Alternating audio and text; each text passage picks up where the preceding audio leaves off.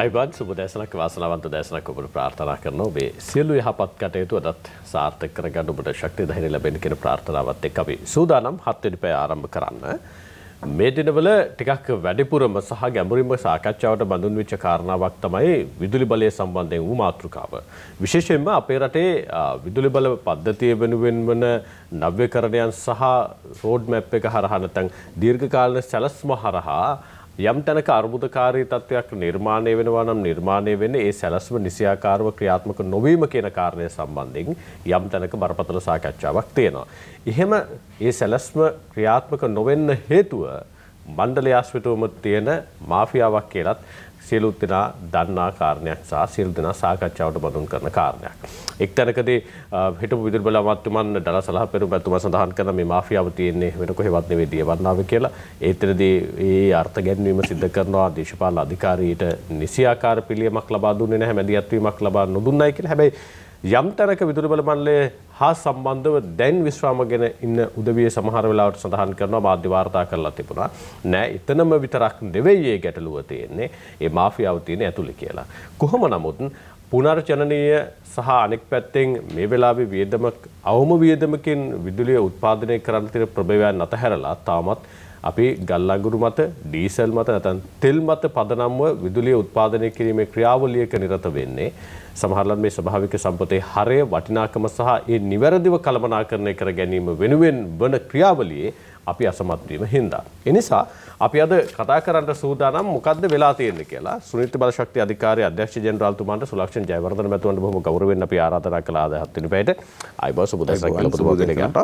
ඔබතුමා එක්තරකදී විදුලි බල මණ්ඩලයේ මාධ්‍ය ප්‍රකාශකවරයා විදිහට කටයුතු කළා.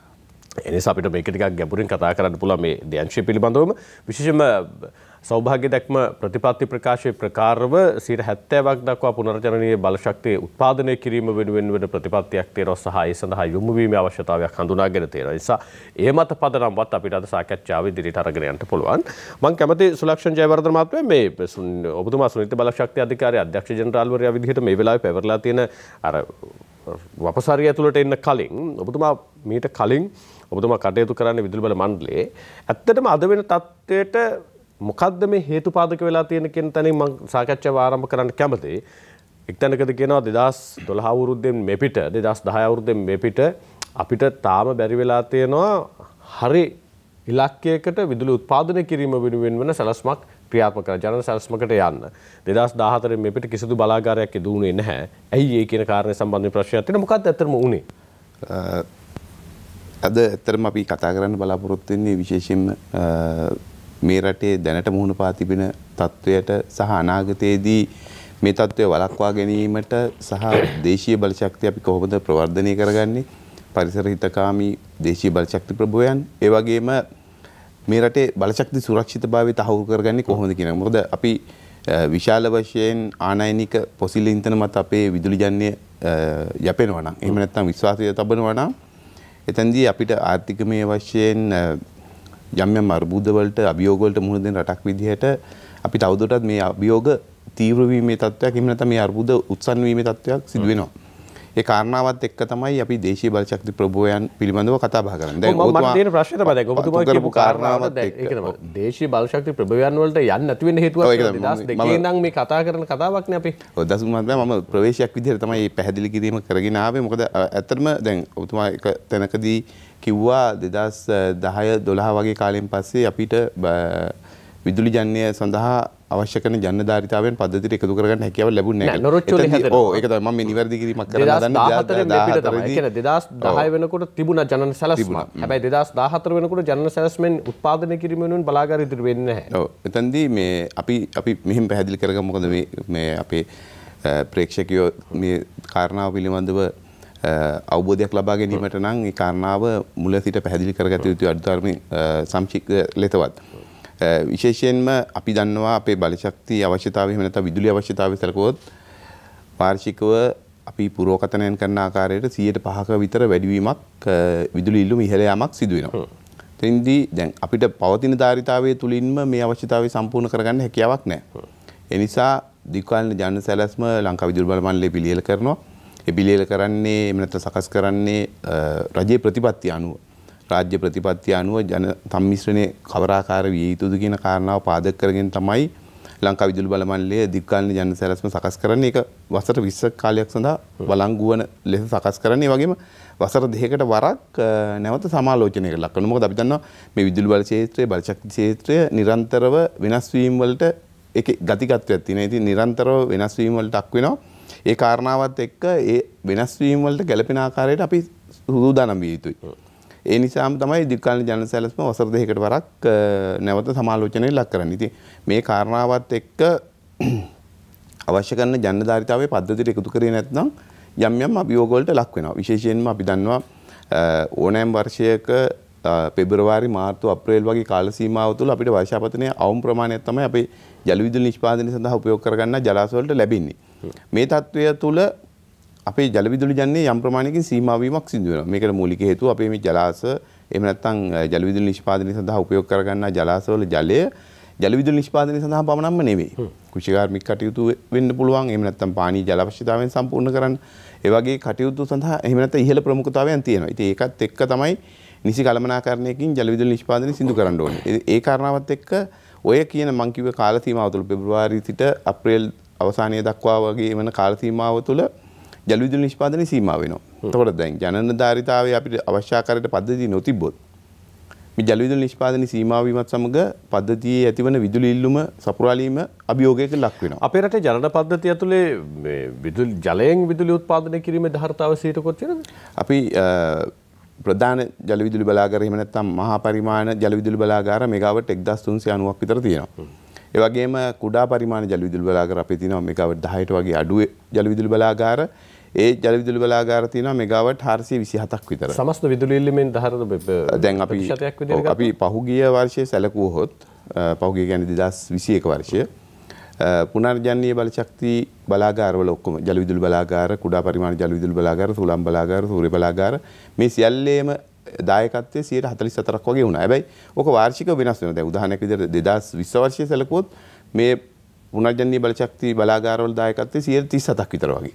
ඉතින් පසුගිය වසර සාමාන්‍යයෙන් වර්ෂාපතනයේ යම් ප්‍රමාණයක සැලකියුතු මට්ටමකින් ලැබිච්ච වර්ෂයක් විදිහට ජල විදුලි නිෂ්පාදනය වැඩි වශයෙන් සිදු කරලා තියෙනවා. ඉතින් එතනදී දායකත්වයේ වැඩි වශයෙන් දක්වලා තියෙනවා මේ පුනර්ජනනීය බල ශක්ති බලාගාර. ඔව් දැන් දැනට අපේ රටේ මේ වෙලාවේ පවතින තත්ත්වයට අපි යම් ආකාරයක පීඩනයක් තියෙනවා නම් ඒ පීඩනය අපිට යටපත් කරගෙන ඉන්න පුළුවන් කාල සීමාවක් තියෙනවා. මේ වෙනකොට විදුලි බල මණ්ඩලයේ හරහා උත්පාදනය වෙලා තියෙන මේ පීඩනය අපිට අර තෙරපගෙන ඉන්න බැරි තරකට ඇවිල්ලා තියෙනවා මේ සුලක්ෂණ මහත්මයා. ඒකයි මේ බරපතල විදිහට සමාජයේ මේක සාකච්ඡා වෙන්නේ.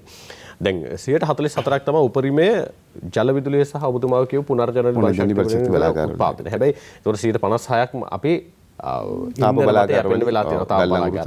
දැන් ලංකාව විදේශයන් එක්ක බලපුවාම අපි සූර්ය බලය සහ අනෙක් පැත්තෙන් සුළං බලය අතින් සහ ලංකාව වටේම මුහුද තියෙනවා. ඒ නිසා මේ සම්පත් ආකාරයක්. හැබැයි අපි තාමත් එතෙන්ද නිවැරදි විදිහට ගිහිල්ලා තියනවාද? එතන තමයි බරපතල ප්‍රශ්නේ තියෙන්නේ. ඇයි සූර්ය බල ශක්තිය උපයෝගී කරගෙන අපි විදුලි උත්පාදනයට සැලකිය යුතු ප්‍රමාණයක් නොගිහින් තියෙන්නේ. 2002 ඉඳන් මේක සාකච්ඡා වෙච්ච කාරණාව.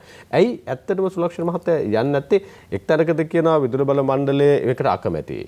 සමහරලාට යම් තැනක පනත තුල තියෙනවා අවහිරතාවයක්, ඒක නිවැරදි කරගන්නකම් මේකට යන්න බෑ කියලා. මොකක්ද ඇත්තටම තියෙන තත්ත්වය? මෙතනදී කාරණා කීපයක් සාකච්ඡාවට බඳුන් විය යුතුයි. මම විශේෂයෙන්ම අපි දැන් 2002 වර්ෂයේදී ඔබතුමා පැහැදිලි කළා වගේ 2002 වර්ෂයේ ඉඳලම අපි පද්ධතියට සම්බන්ධ නොවන ආකාරයට සූර්ය ජන පද්ධති වහල මත සවිකරන සූර්ය ජන පද්ධති සම්බන්ධ කරලා තිබුණා.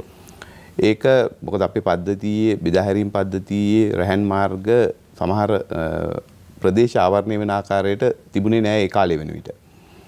මොකද අපි 100%ක් එහෙම නැත්නම් 99%ක් විතර විදුලියන ප්‍රතිශතයක් ලබා ගත්තේ 2015 වර්ෂයේදී විතර. මේ කාරණාවත් එක්ක සමහර ගම්වල ඒ පාරිභෝගිකයන් එහෙම නැත්නම් ජනතාව පද්ධතිය සම්බන්ධ නොවුණු සූර්ය පද්ධති සම්බන්ධ කරගෙන තිබුණා. කාලයක් කිව්වා ඒක ලක්ෂයක් විතර තියෙනවා කියලා ලංකාවේ විතරක් ඒ වගේ පද්ධති.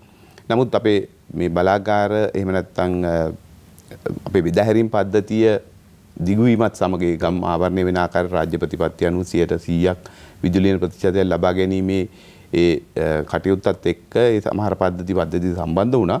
සමහර ඒවා අයින් වුණා පද්ධතිය මොකද නඩත්තු කටයුතු අපහසුතාවයන් මේ වගේ කාරණාත් එක්ක.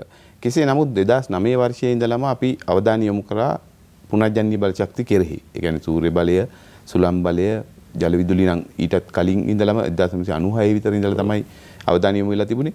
ඉතින් මේ කාරණාවත් එක්ක පුනර්ජන්‍ය බල ශක්ති බලාගාර එහෙම නැත්නම් පුනර්ජන්‍ය බල ශක්ති ප්‍රභවයන් විදුලි ජන්‍ය සඳහා උපයෝග කර ගැනීමේ කටයුත්ත ක්‍රියාත්මක වුණා.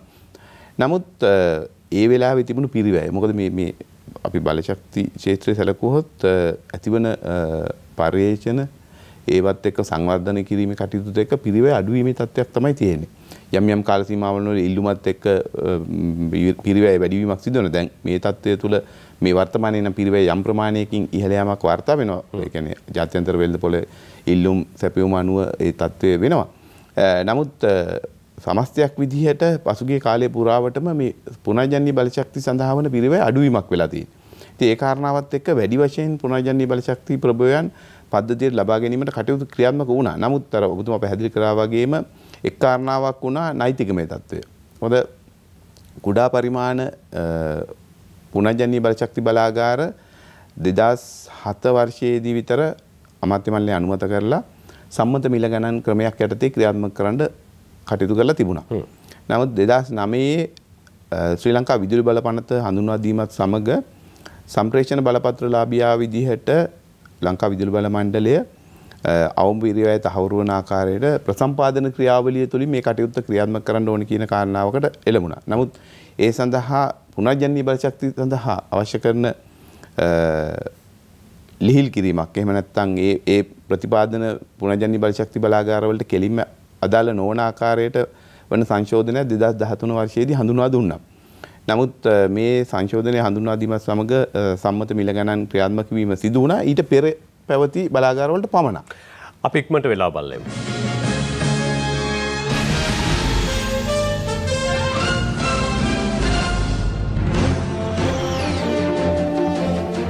ඒ කියන්නේ මේ පනත 2013 යලි සංශෝධනය වීමද වර්තමාන ගැටලුවට නෑ සංශෝධනය වීම ඇත්තටම ක්‍රියාත්මක කරන්න බලාපොරොත්තු වෙන්නේ එහෙම නැත්නම් අවශ්‍යතාවය වෙන්නේ පුනර්ජන්‍ය බල ශක්ති බලාගාර ඒ කියන්නේ මෙගාවට් 10ට වඩා අඩු බලාගාර සම්මත මිල ගණන් ක්‍රමයේ යටතේ ක්‍රියාත්මක කිරීම. ඒ කියන්නේ අපි බැලුවොත් අමාත්‍ය මණ්ඩල පත්‍රිකාව ඒ වගේම පාර්ලිමේන්තුවේ හැන්සඩ් වාර්තා බැලුවා. ඒ සියල්ලේම තිබුණේ ඒ කියන කාරණාව. ඒ කියන්නේ මේ බලාපොරොත්තු වුණේ මේ සංශෝධනයත් සමග ඒක ක්‍රියාත්මක කරන්න. ඒ කියන්නේ ඔබතුමාලා සම්මත මිල ගණන් යටතේ ක්‍රියාත්මක කරන්න මහජන උපයෝග කොමිසම සභාව අනුමත කළ යුතුයි අමාත්‍ය මණ්ඩලය අනුමත කළ යුතුයි. ඒ ගණනය කරන සම්මත මිල. එතනදී අපි හිතමු දැන් සුළං බලාගාරයක් කියලා. ලංකාවේ කොහේ සුළං බලාගාරයක් ක්‍රියාත්මක කරත් මෙගාවට් 10ට අඩු ඒ බලාගාර ක්‍රියාත්මක කරන්න සම්මත මිල ගණනක් තියෙනවා. ඒ කියන්නේ ලංකා විදුලි බල මණ්ඩලය කියන අපි මිල දී ගන්නේ මේ ගානට විතරයි. එහෙමනම් ආයෝජකයෝ හෝ සංවර්ධකයෝ ඒ ප්‍රමාණයට ක්‍රියාත්මක විය යුතුයි. ඒ කියන්නේ අපි උදාහරණයක් විදිහට ඒ දාපු නීතියත් එක්ක ඒ කියන්නේ ආයෝජකයන්ගේ පැමිණීම ගැටලුවක් තිබ්බද නැත්නම් උත්පාදකයන් දෙන්නේ නමුත් මෙතනදී නීතිපති දෙපාර්තමේන්තුවෙන් මතයක් පැමිණියා ඒ විමසීමක් කිරීම තුලින් මේක මේ ප්‍රසම්පාදන ක්‍රියාවලිය තුලින් පමණක් මිලදී ගැනීම කළ යුතුයි කියන කාරණාව. ඉතින් මේ නෛතිකමය ගැටලුව ඇතිවීමත් සමග ප්‍රසම්පාදන ක්‍රියාවලියට මණ්ඩලය යන්නේ නැත්තේ? ප්‍රසම්පාදන ක්‍රියාවලියට ගියා. මණ්ඩලය ගියා. උදාහරණයක් විදිහට 2017, 18, 19 වගේ වර්ෂවල ප්‍රසම්පාදන ක්‍රියාවලිය ක්‍රියාත්මක වුණා. මෙගාවට් 10ට අඩු බලාගාර සඳහා ක්‍රියාත්මක වුණා. දැන් උදාහරණයක් විදිහට බලාගාර අපි 2017 විතර බලාගාර 60කට ක්‍රියාත්මක කරා ප්‍රසම්පාදන ක්‍රියාවලිය ක්‍රියාත්මක කළා. එතනින් බලාගාර 35ක් සඳහා මෙගාවට් 35ක් සඳහා තමයි ප්‍රසම්පාදනයේ තුලින් ටෙන්ඩර් පිරිනැමීම සිදු කරන්න පුළුවන් වුණේ. ළඟට මෙගාවට් 90ක් ක්‍රියාත්මක කරා 2018 වර්ෂයේදී විතර. එතෙන්දී මෙගාවට් 70ක් විතර තමයි ප්‍රසම්පාදන ක්‍රියාවලිය අවසානයේදී ලබා දෙන්න පුළුවන්. මේවත් ඉන්දිකිරීම දැන් මෙගාවට් 60 බලාගාර වලින් මේ වන විට බලාගාර 35කට මම ප්‍රසම්පාදන ක්‍රියාවලිය ටෙන්ඩර් පිරිනැමීම සිදු කළා කියලා කිව්වා. ඒ අතුරින් 34ක් පද්ධතියට සම්බන්ධ වෙලා තියෙන එක බලාගාරයක් ඉදිකිරීම කටයුතු ක්‍රියාත්මක වෙන එකත් ඉදිරියේදී සම්බන්ධ වෙයි. ඒ වගේම මෙගාවට් 90 බලාගාර වලින් මෙගාවට් 70ක් විතර අපි ප්‍රසම්පාදන ක්‍රියාවලිය තුලින් ටෙන්ඩර් පිරිනැමීම සිදු කළා. ඒකෙනුත් බලාගාර 19ක් විතර මේ වෙන පද්ධතිය සම්බන්ධ වෙලා තියෙනවා. අනික් ඒ බලාගාර ක්‍රියාත්මක වෙමින් පවතිනවා. ඉතින් මෙතන යම් ක්‍රියාත්මක කිරීමේ වේගය පිළිබඳව එහෙම නැත්නම් මේ බලාගාර පද්ධතියට අපි බලාපොරොත්තු වන දිනවලටම පද්ධතිය එකතු කර ගැනීම පිළිබඳ යම් ගැටලුවක් මතුවනවා. මොකද විශේෂයෙන් මේකට හේතු වන්නේ මේ ඉඩම් ලබා ගැනීම ගැටලුව. 2020 වර්ෂයේදී විතර මෙගාවට් 150ක ප්‍රසම්පාදන ක්‍රියාවලිය ක්‍රියාත්මක කළා. ඒ බලාගාර වලින් මෙගාවට් 79ක් විතර වගේ තමයි අපිට මේ ක්‍රියාත්මක කරන්න ලැබිලා තියෙන්නේ. ඉතින් භාගයක් විතරම අඩු වෙලා තිබෙනවා මේ ප්‍රසම්පාදන ක්‍රියාවලිය ආරම්භයේදී. ඔය සමහර වෙලාවට දැන් ওই ප්‍රසම්පාදන ක්‍රියාවලිය තුළ අර එක තැනකදී ඔබතුමාලා අර ස්ථාවර මිලකට ලබා ගැනීම සම්බන්ධයෙන් වන යෝජනාව කරාට පස්සේ ඊට පස්සේ නීති දෙපාර්තමේන්තුවේ ප්‍රසම්පාදන ක්‍රියාවලියකට යන්න කරන යෝජනාවත් එක්ක යම් ආකාරයක මේකේ වේගය අඩාල වෙනවා. ඒත් එක්කම අර හදිසි මිලදී ගැනීම බැරි වෙනවා. යම් තැනක තියෙන මාෆියාව මෙන්න මේකද කියන කාරණේ සම්බන්ධයෙන් හේතුව කරන දැන් සමහර වෙලාවට හදිසි මිලදී ගැනීම සම්බන්ධයෙන් වෙන අමාත්‍ය මණ්ඩල පත්‍රිකාවේ එන්න කලින් ආවට පස්සේ සමහර වෙලාවට මෙතන අර ඔබතුමාලා පුනර්ජනන බල ශක්තිය උත්පාදනයෙන් ලබා ගන්න විදුලිය ජාතික පද්ධතියට එකතු කිරීම සම්බන්ධයෙන් වෙන සම්බන්ධීකරණය අඩාල කරනවා. මේක ඇත්තටම ගැටලුසාරී තත්ත්වයක් නිර්මාණය කිරීමට හේතුවක් වුණාද? එහෙම නැත්නම් මේ හදිසි මිලදී ගැනීම සඳහා වන දොරටුව විවර වීමත් එක්ක පුනර්ජනනීය බල ශක්තියට යන වේගය අඩු වුණාද? නෑ මෙහෙමයි. දැන් අපි ඕනෑම ප්‍රසම්පාදන ක්‍රියාවලියක් බැලුවොත් ක්‍රියාත්මක කිරීමේදී මේ මම කිව්ව පැහැදිලි කරපු ප්‍රසම්පාදන ක්‍රියාවලින් තුනම බැලුවාම අපිට ටෙන්ඩර් පිරිනැමීමටම යද්දී යම් ප්‍රමාණයක අඩුවක් තිබෙනවා. ඒ කියන්නේ අපි මෙගාවට් 150ක් ගන්න බලාපොරොත්තු වුණාට 79ක් විතර තමයි ප්‍රසම්පාදන ක්‍රියාවලියෙන් ටෙන්ඩර් පිරිනැමීමට ආරම්භයේදී සිදුවන්නේ. ඒ වගේම මෙගාවට් 60න් මෙගාවට් 35යි. මෙගාවට් 90න් මෙගාවට් 70යි. ඉතින් අර ආරම්භයේදීම යම් ප්‍රමාණයක අඩුවීමක් සිදු වෙනවා. නමුත් මෙතනදී දැන් අපි විදුලි පද්ධතිය අවශ්‍යතාවය සැලකුවොත් අපි දන්නවා රජයේ ප්‍රතිපත්තියේ අඛණ්ඩව විදුලි සම්පාදනය ක්‍රියාත්මක කිරීම. එතෙන්දී අඛණ්ඩව විදුලි සම්පාදනය ක්‍රියාත්මක කිරීමේදී දැන් අර මාස කීපයක කාල සීමාව තුළ ජල විදුලි නිෂ්පාදනයේ සීමා වීමත් පද්ධති විදුලි ඉල්ලුමත් ඉහළ යනවා. මේ කාල සීමාව තුළ පද්ධති විදුලි ඉල්ලුම ඉහළ යාමත් වගේ කාරණා එක්ක අඛණ්ඩ විදුලි සම්පාදනය කිරීමට කෙටි කාලින ක්‍රමවේදවලට යොමු වෙන්න සිදු වෙනවා. එතෙන්දී නැතිනම් අඛණ්ඩ විදුලි සම්පාදනය නොවීම මේ රටේ ආර්ථික තත්ත්වයට ඒ වගේම ජනතාවගේ ජීවනෝපායන් ජනතාවගේ එදිනදා කටයුතු එයාගේ අනිකුත් ක්‍රියාවලීන් ඒවට බාධා සිදු වෙනවා. ඉතින් එතකොට අඛණ්ඩ විදුලි සම්පාදනය ක්‍රියාත්මක වෙන කෙටි කාලින ක්‍රමවේදවලට යොමු වෙන්න සිදු වෙනවා. ඉතින් ඒ කාරණාවත් එක්ක තමයි ඔය සමහර වර්ෂවලදී හදිසි විදුලි මිලදී ගැනීම එහෙම නැත්නම් අතිරේක විදුලි මිලදී ගැනීම ක්‍රියාත්මක කරලා දැන් යන්න එතන තමයි ඒක දැන් ඔබතුමා කියන කාරණා හරිය දැන් හදිසි මිලදී ගැනීම වෙන්න ඕන හදිසි මිලදී ගැනීමනේ හැබැයි අර දීර්ඝකාලීන සැලැස්ම අඩාල වෙන්න විදිහක් නැහැනේ හදිසි මිලදී ගැනීම වෙන්නේ ඒ වෙලාවේ තියෙන අවශ්‍යතාවය පූර්ණේ කරගන්න හැබැයි දීර්ඝකාලීන සැලැස්ම ඇතුලේ ඒ අවශ්‍යතාවයත් හඳුනාගෙන දීර්ඝකාලීන සැලැස්ම ඒ සියල්ල පූර්ණේ කරන්න එපා හැබැයි මෙතන වෙලා තියෙන තාමත් අපි හදිසි මිලදී ගැනීම සිදු කරනවානේ අර දීර්ඝකාලීනව තියෙන සැලැස්මේ අපි ඔක හිතමු 2015 දී අපිට තිබුණා නම් හදිසි මිලදී ගැනීම කරන්න 2020 වෙනකොට අර පූර්ණ දීර්ඝකාලීන සැලැස්ම ඇතුලේ 2015 ගත්ත හදිසි මිලදී ගැනීම මේ වෙනකොට නැති වෙන්න එපා. දීර්ඝකාලීන සැලැස්ම පූර්ණ කරගන්න පුළුවන් වෙන්න එපා. මෙතන තියෙන ගැටලුව ඒක නෙවෙයිද? ඔව් දැන් මෙතනදී මෙහෙමයි. අපි දැන් දීර්ඝකාලීන ජන සැලැස්ම යටතේ හඳුනා ගන්න බලාගාර ඒ කාල සීමාව තුළ ක්‍රියාත්මක කළ යුතුයි. ලංකා විදුලි බල මණ්ඩලයේ රජයේ ප්‍රතිපත්තිය අනුව පිරිවැය සලකලා තාක්ෂණික තත්ත්වයන් සලකලා ඒ අය හඳුනා ගන්නවා බලාගාර ක්‍රියාත්මක කරන්න. එතකොට බලාගාර ක්‍රියාත්මක කිරීමේදී යම් යම් ප්‍රමාදයන් සිදු වෙනවා. විශේෂයෙන්ම දැන් අපි උදාහරණයක් විදිහට සමහර විශාල පරිමාණ පුනර්ජනනීය බල ශක්ති බලාගාර උනත් අපි දැන් මන්නාරම සුළං බලාගාරය සැලකුවොත් මන්නාරම සුළං බලාගාරය ගැන අපි කතා කරන්නේ 2013 වර්ෂයේ වගේ ඉඳලා.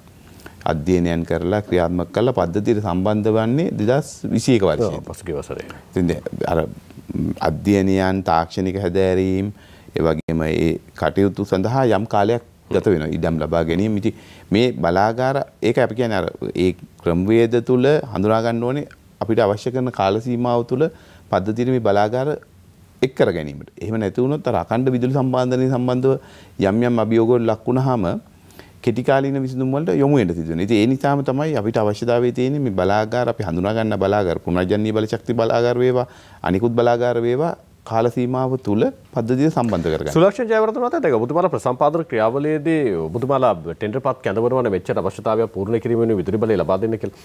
ඔය ප්‍රසම්පාදන ක්‍රියාවලියට සම්බන්ධ වන ආයතන ඔබතුමාලා ටෙන්ඩර් පත් ඉදිරිපත් කළාට පස්සේ ටෙන්ඩර් ලබාගෙන ඒ ලබා ගන්න ආයතන ඔබතුමාලට ජාතික පද්ධතියට ලබා ගන්නට පස්සේ විදුලිය එකතු කරනවද ඒ ටෙන්ඩර් පත්‍රිකාව ප්‍රකාරව එහෙම නැත්නම් ඔවුන් යම් යම් හේතු මත ඉනිවත් වීම සිද්ධ වෙනවද? නෑ සමහර මේක ඇත්තටම මගේ දැන් මගේ විෂයපතෙන් නෑ ඒක නෑ ඔබතුමා හිටපු තැන හින්දා මම මේ ඔබතුමාගේ මේ විමසන්න කරා ඔබතුමා මේ වෙලාවෙත් විදුලි බල සම්බන්ධයෙන් වුණ ආයතනයක ප්‍රධානියෙක් හින්දා මම විමසන්න කරා. මෙතෙන්දි මෙහෙමයි. දැන් අපි හිතමු බලාගාර වලට අපි පුනර්ජනනීය බල ශක්ති බලාගාර ගැන කතා කරමු. මොකද විශාල පරිමාණ බලාගාර ගැන කතා කරමු කියොත් මේ කාල සීමාව මදි වෙනවා.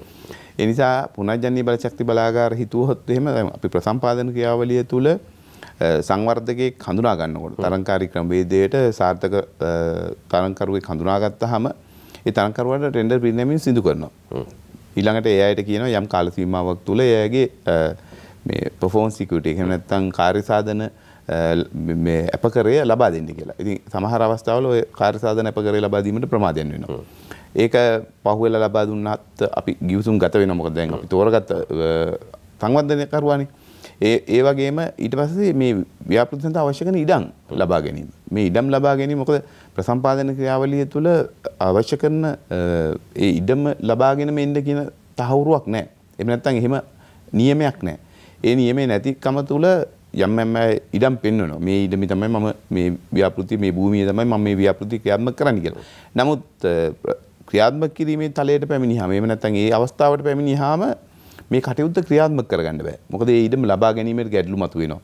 සමහරලාට පුද්ගලික ඉඩමක් නම් මේ අයිතිකරු ඒක මෙයා මේ සංවර්ධනකරුට ලබා දීමට ප්‍රතික්ෂේප කරනවා. මොකද වැඩි මිල ගණනක් ගන්න හරි ඒ මොන හරි කාරණා වෙන්න. හරි. සුලක්ෂණ ජයවර්ධන මහත්තයා දැන් මගේ මේ හෘද සාක්ෂියට එකම කරන ප්‍රශ්න කිරීමක් ඔබතුමාට උත්තර දෙන්න පුළුවන් නම් පුළුවන්. නැත්නම් ඔබතුමාට මගේ හැරලා යන්න පුළුවන්.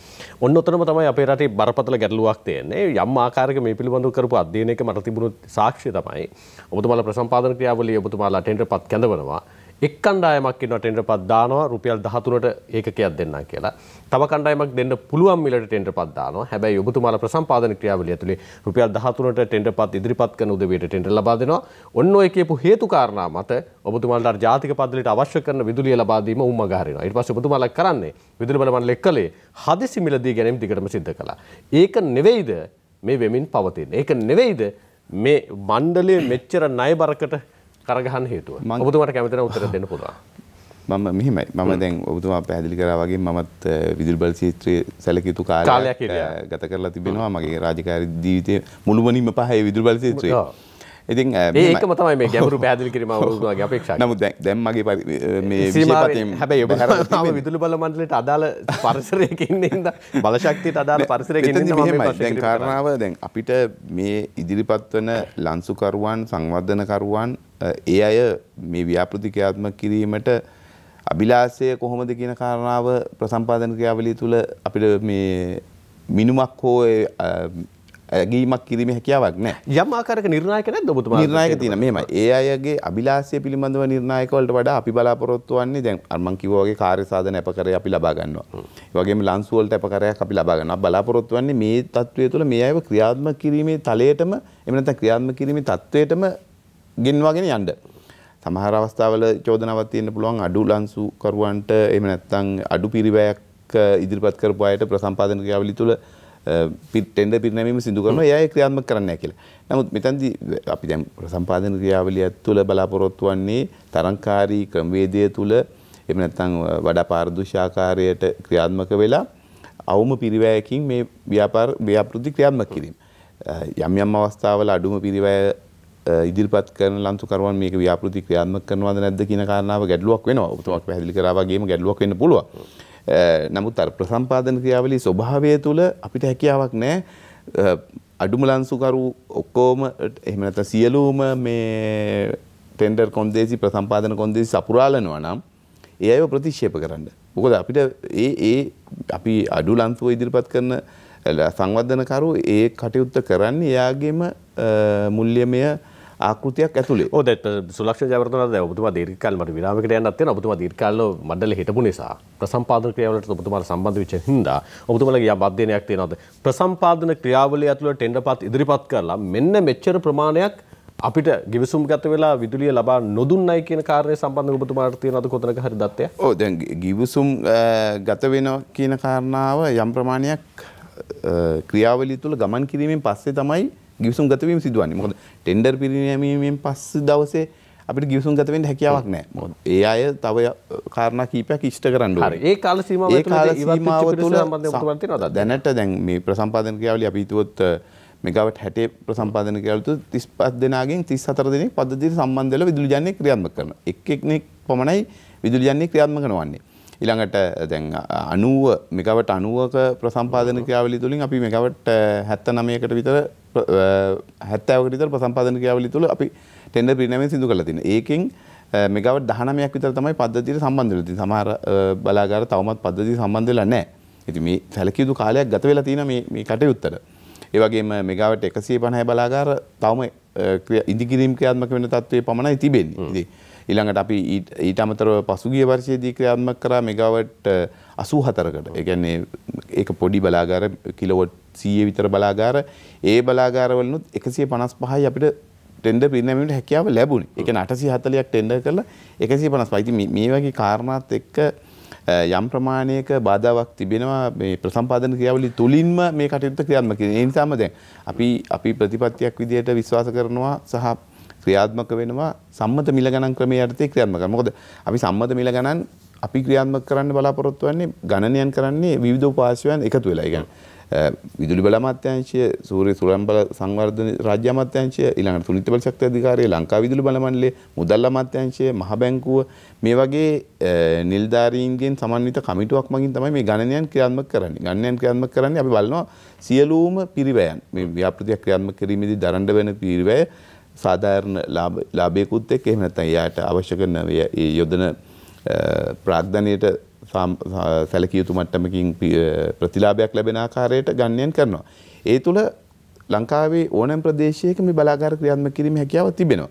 ඉතින් ඒ කටයුත්තට දැන් මේ වුණිට පනතට අවශ්‍ය කරන විධිවිධාන හඳුනා දීමේ කටයුතුත් ක්‍රියාත්මක වෙමින් පවතිනවා. බලාපොරොත්තු ඉදිරියේදී මේ ක්‍රියාවලිය වඩා කඩිනම් කරන්න. මොකද අපිට අවශ්‍ය වන්නේ රාජ්‍ය ප්‍රතිපත්තිය 2030 වර්ෂය වෙන විට ඇතිවන විදුලි ඉල්ලුමෙන් 70%ක් පුනර්ජනනීය බලශක්ති ප්‍රභාව වලින් ලබා ගන්න. ඒකට ඒක තමයි දැන් ඔබතුමාලා දැන් රාජ්‍ය ප්‍රතිපත්තියේ තියෙන ඒක. හැබැයි දැන් අපි 2002 ඉඳන් බලපුවාම පුනර්ජනනීය බලශක්තිය සඳහා වන ප්‍රවේශයන් වල වේගය නිර්ණය කළොත් 2002 ඉඳන් 22 වෙනකන් අවුරුදු 20කට අපිට පුළුවන් වෙලා තියෙන්නේ 36යි. 36කුත් නැති තරම්. දැන් එහෙම පරිසරයක් ඇතුලේ අපිට අවුරුදු 8කින් යන්න පුළුවන්ද 70%කට අඩුම ගානේ දැන් මේ තියෙන තත්ත්වෙන් අනුව තව කාරණා පැහැදිලි කරනවා. දැන් අපි හිතනවා නම් දැන් තියෙන විදුලි ඉල්ලුමයි 2030 තියෙන කියලා අපිට වරදිනවා. අපි දැන් නෑ අපි දැන් ඔබතුමාලා උපකල්පනය කරන අවුරුදු 20කට යන්නේ. දැන් එතකොට එහෙමනම් දැන් එදා ඔබතුමාලා වඩා වේගයකින් අපි මේ බලාගාර ක්‍රියාත්මක කළ යුතුයි. ඒක තමයි ජනන සැලැස්ම ඔබතුමාලා හදන්නේ අවුරුදු 20කට. දැන් එතකොට 2002 ඔබතුමාලා ජනන සැලැස්ම නිර්මාණය කරනකොට 2022 වෙනකොට ඒ ජනන සැලැස්මට හරියට ආවනම් මේ වෙලාවේ මෙහෙම ගැටලුවක් නිර්මාණය වෙන්න බෑනේ. වේගය තියෙන්න ඕන සහ සැලැස්ම පුළුල් වෙන්න ඕනේ. දසුන් මහත්මයා අපි දැන් මං කිව්වා වගේ අවුරුදු දෙකෙන් දෙකට මේක යවත් කාලීන කරනවා. පුරෝකතනයන් එනවා ඔබතුමාලා. පුරෝකතනයන් එනවා. හැබැයි මූලික සැලැස්ම එච්චර වෙනස් වෙන්න බෑනේ නේද? සමහරවිට විශාල වශයෙන් වෙනස් වෙන වෙලාවල් තියෙනවා. ඒ කියන්නේ බලාගාර හඳුනා ගැනීමේදී ඇතිවන නැමියාව නිහින්ද ට්‍රෙන්ඩ්ස් දිහා බලලා ඒ නිසා මේ බලාගාර පද්ධතිය එකතු කිරීම, ධාරිතාවය එකතු කිරීම යම් අවස්ථාවල වෙනස් වෙනවා. අපි මේ එතන මෙහාට එමු. දැන් සුනිත්‍ය බලශක්ති අධිකාරිය අධ්‍යක්ෂ ජෙනරාල්වරයා විදිහට දැන් ඔබතුමාට අලුත් වගකීමක් පැවරලා තියෙනවා සහ අලුත් කෝණයකින් ඔබතුමාට මේ බලශක්තිය සම්බන්ධයෙන් බලන්න වෙලා තියෙනවානේ.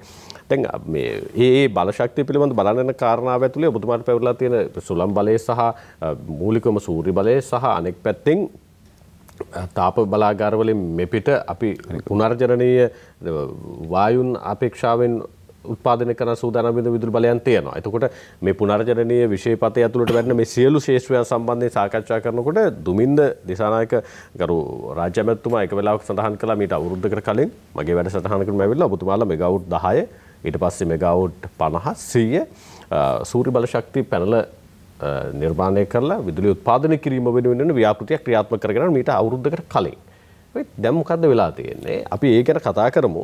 ඇත්තටම සමහරලාට එතනදී අර විදුලි බල පනතේ තියෙන යම් ආකාරයක නීති වගන්තියක් ඔබතුමාලට මේක හරස් වෙලා තියෙනවා කියන කාරණේ සම්බන්ධයෙන් උත් අභ්‍යන්තරයේ සාකච්ඡාවක් සිදු වෙනවා. මොකද්ද වෙලා තියෙන්නේ කියලා අපි කතා කරමු විරාමයෙන් පස්සේ.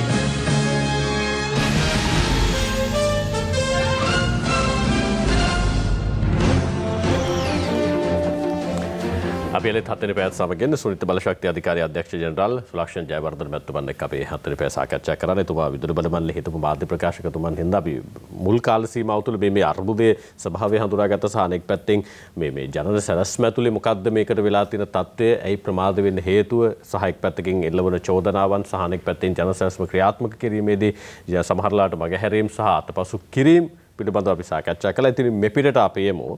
යම් ආකාරයක රටේ අවශ්‍යතාවය වෙනුවෙන් සුලක්ෂණ ජයවර්ධන මහත්මයා මේ වෙලාවෙත් අපේ මේ ඉන්ධන මත යැපෙමින් සහ තාපය මත යැපෙමින් තමයි විදුලි උත්පාදනය කරන්නේ. හැබැයි අපේ රටේ පැය කිහිපයකින් මේ දේශගුණික තත්ත්වයන් වලට වෙනස් වෙන ස්වභාවයන් වලට අපිට යන්න පුළුවන්කම තියෙනවානේ. පැය දෙකක් ගිහලා නුවරට ගියොත් එහෙම මෙතන දේශගුණය නෙමෙයි තියෙන්නේ.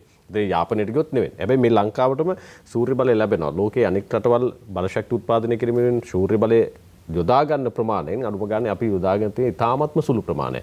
ඇයි මණ්ඩලයේ මේ අවශ්‍යතාවය පූර්ණේ කර ගැනීම වෙනුවෙන් දීර්ඝකාලීන ජන සැලැස්ම ඇතුලේ මේ තත්ත්වය හඳුනා නොගන්නේ සහ මේ තත්ත්වයට අනුගත නොවෙන්න හේතුව මොකද? දැන් අනුගත වෙන්න වේගයක් තියෙනවා, අනුගත විය යුතු තත්ත්වයක් තියෙනවා. ඇයි එහෙම අනුගත නොවෙන්නේ?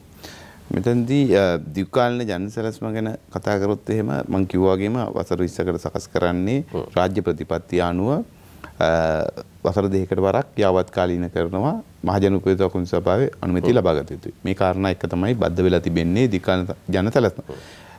පහුගිය කාලයේ සැලකුවොත් 2018 2037 දීර්ඝකාලීන ජන සැලැස්ම සකස් කළා මහජන උපයෝග කොමිසම අනුමත කරලා තිබුණා. ඒ වගේ 2020 ඉඳලා තියෙන ජන සැලැස්මේ යම් ප්‍රමාණයකට අනුමැතිය ලබා දීලා තියෙනවා. ඉතින් ඒ කාරණාත් එක්ක බලාගාර හඳුනා ගැනීම, බලාගාර ක්‍රියාත්මක කිරීම ඉතාම වැදගත් වෙනවා. මොකද අපේ විදුලි ඉල්ලුමට අවශ්‍ය කරන ජනධාරිතාව ලබා දීම. ඔබතුමා මතක් කරා එහෙම නැත්නම් මතු කරා කාරණාව තමයි පුනර්ජනනීය බලශක්ති බලාගාර සඳහා ඉඩහසර ලංකා විදුලි බල මණ්ඩලය විවෘත කරන්නේ කොහොමද කියන කාරණාව.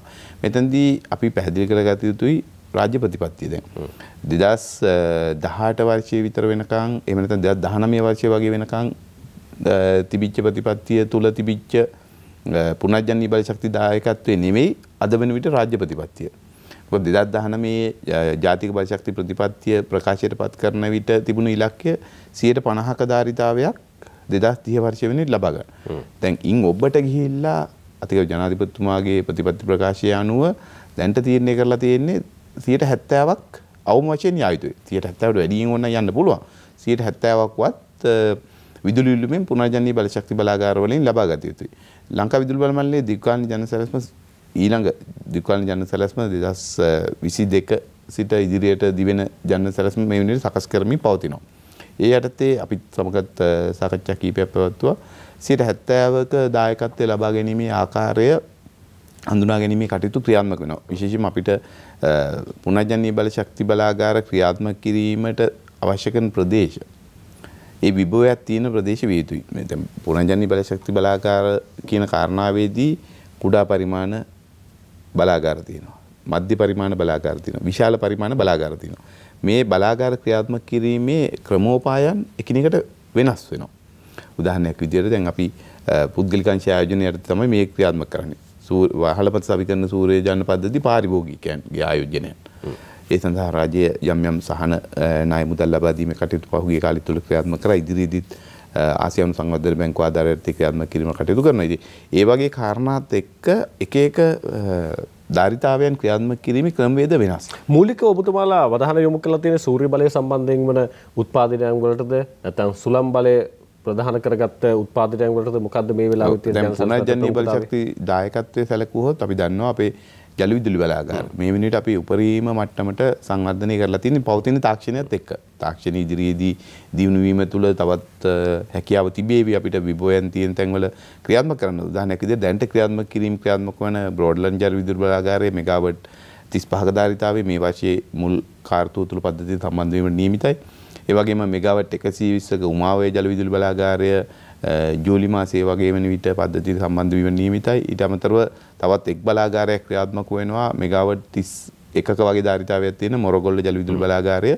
ඒ බලාගාරයත් නොවැම්බර් මාසයේදී 2023 නොවැම්බර් මාසයේ අවසානයේ වෙන විට පද්ධතියට සම්බන්ධ වීම නියමිතයි. දැන් මේ ඉදිකිරීම ක්‍රියාත්මක වෙන බලාගාර. ඔව් දැන් ජල විදුලි බලාගාරයේ සම්බන්ධයෙන් අපි පැත්තකින් තියමු. මොකද සමහරලාට ස්වභාවිකත්වයේ මත කියන්නේ වැස්ස අඩු වුණොත් එහෙම මෙතන ගැටලුකාරී තත්ත්වයක්. හැබැයි සූර්ය බලය සහ සුළං බලය සම්බන්ධයෙන් වන බලාගාර ඉදු කිරීම සම්බන්ධයෙන් මොකද ප්‍රතිපත්තිය? සූර්ය ඊළඟට අපිට තියෙන ශක්තිතාවයක් තියෙන ප්‍රභවයන් වෙන්නේ සුළං සහ සූර්ය බලාගාර. මෙතනිනුත් සූර්ය බලාගාර ධාරිතාවය වැඩි වශයෙන් උපයෝග කර ගැනීමට අවධානය යොමු වෙලා තියෙනවා. ඒ අනුව දීර්ඝකාලීන ජන සැලැස්මේ ධාරිතාවයන් හඳුනා ගැනීම සිදු වෙලා තිබෙනවා. අපිට 2030 වර්ෂය වෙන විට පුනර්ජනනීය බලශක්ති බලාගාරවල දායකත්වයේ 70ක් දක්වා ගමන් කිරීමට එහෙම නැත්නම් ළඟා කර ගැනීමට සාක්ෂාත් කර ගැනීමට අවශ්‍ය කරන ධාරිතාවයේ මෙගාවට් 5000කට වැඩි ප්‍රමාණයක් අලුතින් පද්ධතියට එකතු කරගත යුතුයි සුළං සහ සූර්ය බලාගාරවල. ලංකා විදුලි බලවලේ දීර්ඝකාලීන ජන සැලැස්ම අනුව. නමුත් සුනිත්‍ය ශක්තිධාරී විදිහට අපි මේ වෙනිටත් හඳුනාගෙන තිබෙනවා මෙගාවට් 9000ක විතර ධාරිතාවයක් පද්ධතියට සම්බන්ධ කරගන්න විභවය තියෙනවා. ඒ අනුව කටයුතු කරන්න පුළුවන්. සූර්ය බලය සහ සුළං බලය. ඒ දෙකම. ඊට අමතරව ජෛව ස්කන්ධ බලාගාර, අපි බයෝමාස් කියන බලාගාර, ඒ වගේ බලාගාරත් පද්ධතියට සම්බන්ධ කරගන්න පුළුවන්. දැන් සූර්ය බලය වගේ බලාගාර කෙරෙහි අවධානය යොමු කරාම අපි දන්නවා දැන් සූර්යාලෝකයේ තියෙන්නේ දිවා කාලයේදී පමණයි. ඒ වගේම සූර්යාලෝකයේ යම් යම් ක්ෂණික වෙනස් වීම් සිදු වෙනවා. වලාකුළක් ඒ බලාගාරයේ තියෙන ප්‍රදේශයට පැමිණියොත් විදුලි ජනනය අඩු වෙනවා. ඉතින් මේ වගේ කාරණාත් එක්ක තාක්ෂණික විසඳුම් දෙන්න ඕනේ. උදාහරණයක් විදිහට බැටරි ගබඩා පහසුකම් හඳුනා දිය යුතුමයි. ඒ කියන්නේ මේක අපි පද්ධතියේ විශ්වසනීයත්වය ගුණාත්මක විදුලි සැපයීමත් තහවුරු කරන්න අවශ්‍ය නම් ඒ වගේ විශාල පරිමාණ සූර්ය බලාගාර පද්ධතියට එකතු වෙනවත් එක්ක අර කියන තාක්ෂණයන් බැටරි ගබඩා පහසුකම් සහිත තාක්ෂණයත් මේ රටේ විදුලි බල පද්ධතියට හඳුනා දිය යුතුයි. දැන් ඔබතුමා මතු කරා මම හිතන්නේ ගරු රාජ්‍ය අමාත්‍යතුමත් එක්ක මමත් ඒ සාකච්ඡාවට සම්බන්ධ වුණා. ඔබතුමාට මතක නම් මමත් ඒ සාකච්ඡාවේ හිටියා. අපි මීට වර්ෂයකට විතර වගේ මට මතක ඇතිද අපි මේ 7 වෙනි පැයටම තමයි අපි ඇවිල්ලා සාකච්ඡා කළේ. එතෙන්දී අපි කිව්වා විශාල පරිමාණ සූර්ය සුළං බලාගාර ක්‍රියාත්මක කරන්න කටයුතු කරනවා කියලා. ඒ වගේම පහුගිය වර්ෂයේ සැප්තැම්බර් මාසයේදී අපි ආයෝජකයන් වෙතින් අභිප්‍රාය කැඳවීමක් ක්‍රියාත්මක කළා. නොවැම්බර් 16 වෙනිදා තමයි අවසන් වුණේ. ඒ අනුව අපිට ලැබුණා යෝජනා 516ක් විතර. 530ක් විතර ලැබුණා. නමුත් සමහර ඒවා එකම යෝජනාව දෙවෙනි පාරටත් අපි විතර ලැබිලා තිබුණේ. ඒ නිසා අපි ඇගීමෙන් පස්සේ අපිට ලැබුණේ 516ක් විතර යෝජනා ලැබිලා තිබුණා. ඒ අනුව දැනට ඒ ලැබිච්ච යෝජනාවල සමහර යෝජනා තිබෙනවා තාක්ෂණයෙන් විදිහට ගත්තොත් භූමිය මත ඉඳ කරන සුළං බලාගාර. පාවෙන සුළං බලාගාර, සූර්ය බලාගාර. ඒ වගේම භූමිය මත ඉඳ කරන සූර්ය බලාගාර. ඊළඟට අපේ මුහුදු තීරයේ ඉඳ කරන සූර්ය බලාගාර අපි ඒකට කියනවා ඔෆ්ෂෝ වින් ප්‍රොජෙක්ට්ස් ඒ බලාගාර ලැබිලා තියෙනවා. ඊට අමතරව ජෛව ස්කන්ධ බලාගාරයක් ලැබිලා තියෙනවා. ඊළඟට මුහුදු රළ මගින් විදුලි ජනනය කරන බලාගාරයක යෝජනාවක් තියෙනවා. ඉතින් මේ යෝජනා සියල්ලම දැන් අවශ්‍ය කරන ස්ක්‍රීනින් ප්‍රොසෙස් එහෙම නැත්නම් ඇගීමේ කටයුත්ත අවසන් වෙලා තියෙන්නේ. ඒ යෝජනා සුනිත්‍ය බල ශක්ති අධිකාරියට යොමු වෙලා තිබෙනවා. తాවකාලික අනුමැතිය දෙන්න විශේෂයෙන්ම ඉඩම සහිත ඒ කියන භූමිය මේ ව්‍යාපෘතිය ක්‍රියාත්මක කරන්න භූමිය තියෙන බලාගාර ක්‍රියාත්මක කිරීමට අවශ්‍ය කරන తాවකාලික අනුමැතිය ලබා දීමට. ඉන් අනතුරුව ලංකා විදුලි බල මණ්ඩලය සම්පූර්ණ යෝජනා කැඳවීමක් ක්‍රියාත්මක කරනවා. ඉන් අනතුරුව අපිට මේ බලාගාර යෝජකයන් සමග ආයෝජකයන් සමග ඉදිරි කටයුතු එහෙම නැත්නම් ගිවිසුම් ගත වීමේ කටයුතු ක්‍රියාත්මක කිරීමේ හැකියාව තිබෙනවා. දැන් ඔබතුමාලා දැන් සාමාන්‍යයෙන් ඕනම කාර්යාවක් සිදු කරද්දී තියෙනවනේ අපි කියනවනේ අපිට මැප් එකක් තියෙනවා කියලා. අපිට තියෙනවනේ කාලරාමුවක්. දැන් ඔබතුමාලා මේ යෝජනා කැඳවීම සිදු කළා. ඊට පස්සේ දැන් ඔබතුමාලා මේවා යලි අධීක්ෂණය කරමින් පවතිනවා. ඊට පස්සේ මේවා භූමියේ ස්ථාපිත කළ ජාතික විදුලි බල පද්ධතියට මේ ධාරිතාවන් එකතු කිරීම වෙනුවෙන් සැලැස්ම කොයි කාර්යද ඔබතුමාලා සකස් කරගෙන තියෙන්නේ? දැනට සැලැස්මක් විදිහට අපි ධාරිතාවෙන් හඳුනාගෙන අවසන්. එක් වර්ෂය තුල පද්ධතියට සම්බන්ධ කළ යුතු ධාරිතාවයන් ලංකා විදුලි බල මණ්ඩලයේ දීර්ඝකාලීන ජන සැලැස්මට හඳුනාගෙන ඉවරයි.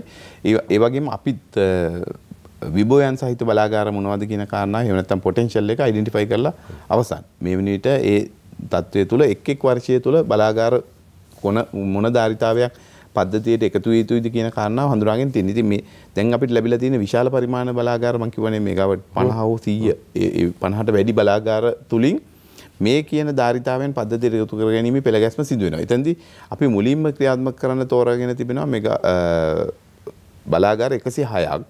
ඒ බලාගාර 106 තෝරා ගැනීමේ පදනම් වෙලා තිබෙන්නේ භූමිය සතුව තියෙන ආයෝජකයා. ඒ ආයෝජකයෝ මිල ගණන් ලබා දීලා තිබෙනවා අපිට. මේ මිල ගණන්ට තමයි අපිට ක්‍රියාත්මක කරන්න පුළුවන් කියන කාරණාව. එයාලා භූමිය තියෙනවා කියන තහවුරු දීලා තිනවා. එතෙන්දී අපිට ඒ අයගේ තාක්ෂණික අධ්‍යයනයන් පාරිසරික අධ්‍යයනයන් අවසන් වූ වහාම පද්ධතියට ඒ බලාගාර ඉදිකිරීම කටයුතු ක්‍රියාත්මක කිරීම. ඒක තමයි බලාගාර කටයුතු ඉදිකිරීම සිදු කරලා ජාතික විදුලි බල පද්ධතියට ඔය කියන පුනර්ජනනයේ බල ශක්තිය එකතු කර ගැනීම වෙනුවෙන් ඔබතුමාලා කාලරාමුව තියෙන කොහෙද 23 අන්තිමද 24 අපි දන්නවා සාමාන්‍යයෙන් සූර්ය බලාගාරයක් ගත්තොත් එහෙම විශාල පරිමාණ සූර්ය බලාගාරයක් ක්‍රියාත්මක කරන්න ඉදිකිරීම වලට පමණක් වසරක වගේ කාලයක් ගත වෙනවා. සුළං බලාගාරයක් සැලකුවොත් වසර එකමාරක දෙකක අතර කාලයක් ගත වෙනවා. ජල විදුලි බලාගාර ගැන කතා කරන්නේ ඒක වසර දෙකක් විතර යනවා. ඉතින් මේ කාල රාමුව තුල අනිවාර්යයෙන්ම ඉදිකිරීම සඳහා යනවා. ඊට අමතරව අනුමැතිය ලබා ගැනීම. මෙතෙන් දැන් බලන්න ඕනේ දැන් භූමිය තිබුණාට මදි ඒ අය අනුමැතිය ලබා ගන්නවා. පාරිසරික අනුමැතිය ලබා ගන්න ඕනේ, ශක්තිතාවයෙන් කරන්න ඕනේ. ඒ කාරණාවන් කරද්දී අපි බලනවා දැන් අලුත් ක්‍රමවේදය හඳුන්වා දීලා තියෙනවා, මාර්ගෝපදේශන නිකුත් කරලා තිබෙනවා. ඉතා ඉක්මනින් මාස 6ක වගේ කාලය තුළ අනුමැතිය ලබා ගැනීමේ කටයුතු අවසන් කරන්න. මාස 6ක් උපරිම. ඒ කියන්නේ මාස 6ක්ම ගිහිල්ලා ලබා දෙනවා කියන කාරණාව නෙමෙයි.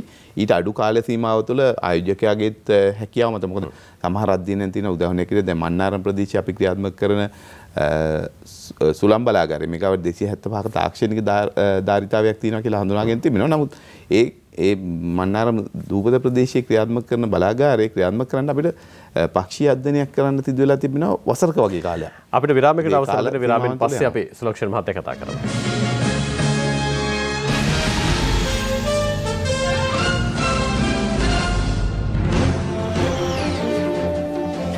අපි අවසන් විනාඩි කිහිපයේ සුනිත බලශක්ති අධිකාරිය අධ්‍යක්ෂ ජෙනරාල් සුලක්ෂණ ජයවර්ධන මහත්මයාත් එක්ක මේ විරාමයට යන්න කලින් ඔබතුමා සාකච්ඡා කරමින් ප්‍රකාශ කරමින් ඉතින් අපි සාකච්ඡා කරමින් හිටියේ පුනර්ජනනීය බලශක්ති මේ බලාගාරවල උත්පාදනයන් ජාතික පද්ධතියට එකතු කිරීම වෙනුවෙන් කාල සීමාව.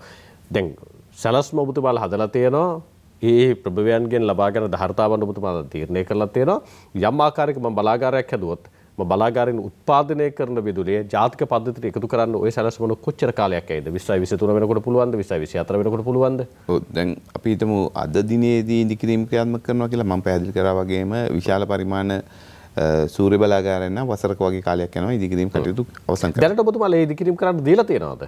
සමහර බලාගාර ඉදිකිරීම කටයුතු මේ වෙන විදිහට ඒ ඉදිකරන බලාගාරවල කොච්චර කාල සීමාවකින් ඔබතුමාලා ජාතික පද්ධතියට එකතු කරන්න? බහුතරයක් බලාගාර මේ වර්ෂයේදී පද්ධතියට සම්බන්ධ වෙනවා.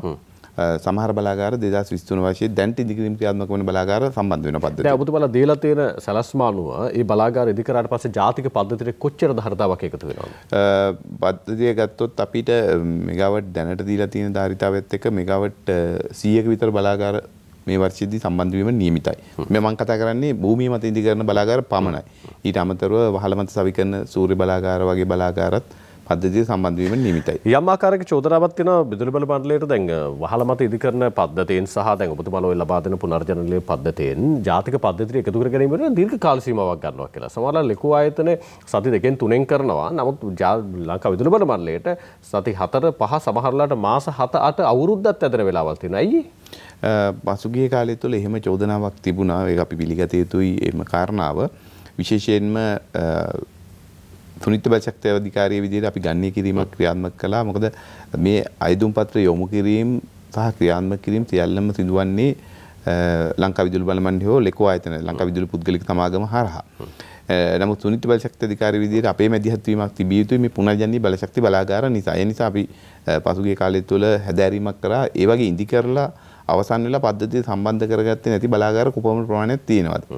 එතෙන්දී අපේ අධ්‍යයනයන් අනුව මෙගාවට් 26කට ආසන්න ධාරිතාවයක් පද්ධතියට සම්බන්ධ කර නොගෙන පැවතුණා.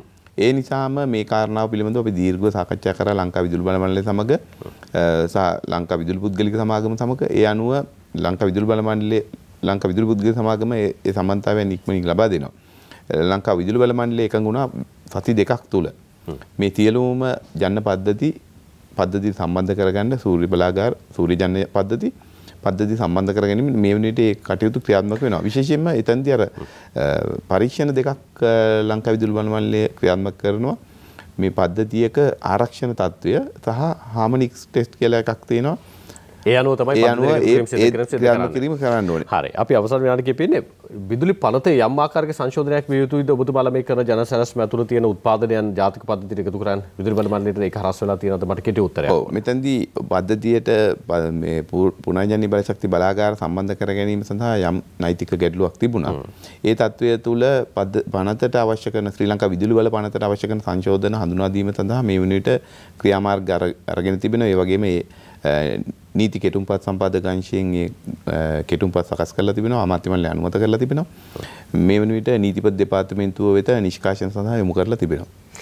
ඒ අනුව ඔබතුමාලට ඉදිරියේදී කිසි ගැටලුවක් නැහැ. මේ පද්ධතියට එකතු කර ගන්න පුළුවන් මේ සියල්ල නිරාකරණය වුණාට පස්සේ. දැන්ට කෙටුම්පත් කරලා තියෙන පනත සංශෝධනය කරලා සම්මත වෙන්න ඔබතුමාලා කාල සැලැස්මක් තියෙනවද? මෙන්න මේ කාලේ වෙනකොට මේ සම්පූර්ණ කාර්යයේ නෛතික සීමාවන් වල තියෙන බාධාවන් ඉවත් වෙයි. බලාපොරොත්තු වන්නේ මේ වර්ෂයේ මුල් භාගය තුලම මේ කටයුතු අවසන් කර ගැනීමට හැකියාව ලැබේවි. ඉන් අනතුරුව අවශ්‍ය කරන ක්‍රියාමාර්ග අරගෙන ඉතා කඩිනමින් මේ බලාගාර ක්‍රියාත්මක කළ පද්ධතිය සම්බන්ධ කරගන්න පුළුවන් වේවි කියලා. අපි බෙහෙවින් ස්තුතිවන්ත වෙනවා සුනිත් බලශක්ති අධිකාරිය අධ්‍යක්ෂ ජෙනරාල්තුමන්ට සුලක්ෂණ ජයවර්ධන මැතිතුමන්ට විශේෂයෙන්ම සඳහන් කළ යුතු කාරණාවක් තියෙනවා බලශක්ති අර්බුදයට යම් ආකාරයක හේතුපාදක වෙලා තියෙන්නේ විදුලිය සංරක්ෂණය කිරීම වෙනුවෙන් වන ක්‍රියාවලියට පහ ජනතාවගේ ලැබෙන දායකත්වය අවම වීම. ඒ නිසා ඔබ බලශක්ති සංරක්ෂණය සඳහා අනිවාර්යයෙන්ම යොමු වෙන්න කියන කාරණය සුලක්ෂණ ජයවර්ධන මහත්තයා මතක් කරන්න කියලා කිව්වා. ඒ නිසා සමහරවිට මේ වෙලාවෙත් ඊයේ රෑ දාපු ලයිට් එක තාම පත්තු වෙනවා වෙන්න පුළුවන්. ඊරයිලිය වැඩිලා තියෙද්දි. ඒ නිසා ඒ වගේම සමහරලාට ඔබ අතපසුබීම් මත සමහර වෙලාවට බලශක්තිය අපතේ යෑම් සිද්ධ කරනවා වෙන්න පුළුවන්. ඒ පිළිබඳව ටිකක් දැඩි අවධානය යොමු කරන්න කියලා අපි බොහොම ආදරෙන් ඔබෙන්